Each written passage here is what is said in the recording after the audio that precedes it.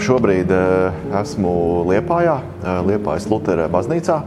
Atrodos pie jau atjaunotajām Hammond ērģelēm, kuras VFA ražoja. Iepazīstināšu jūs ar instrumenta iespējām un jauninājumiem, kas ir pievienoti atjaunošanas darbu laikā.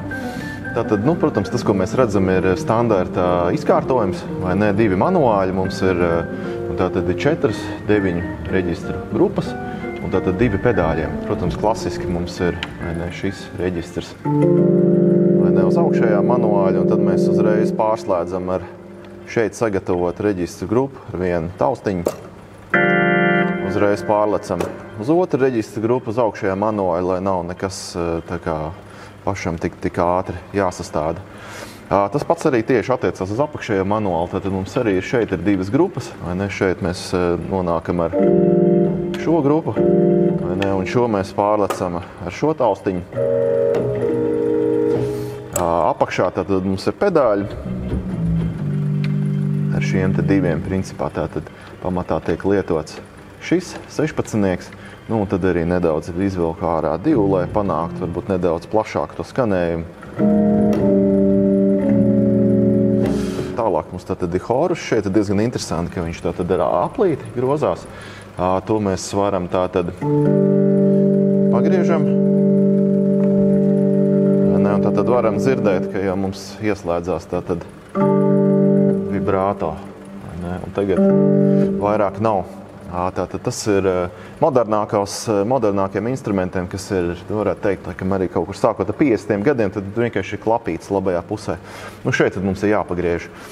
Tālāk, kas ir jauns pasākums šim instrumentam, bet ne īsti tā kā Hammond instrumentu pasaulē, ko mēs esam pieraduši izmantot, tad šeit ir perkusija. Šajā gadījumā track 2 arī nav klapītas, kuras var ātri pārslēgt, bet šajā gadījumā mums ir tāda tā kā feiderīša, vai kā viņas latviski sauktas, nezinu.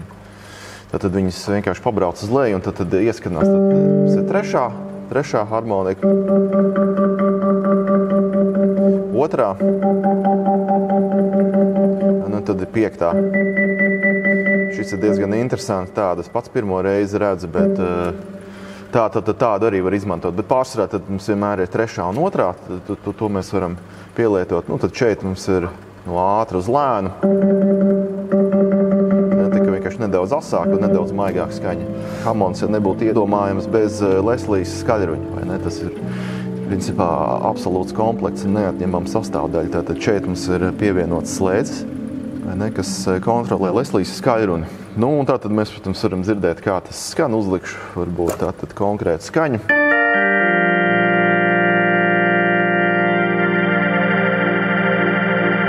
Tad mēs dzirdam, ka skaļrunim rotē gan augšējā daļa, gan apakšējā.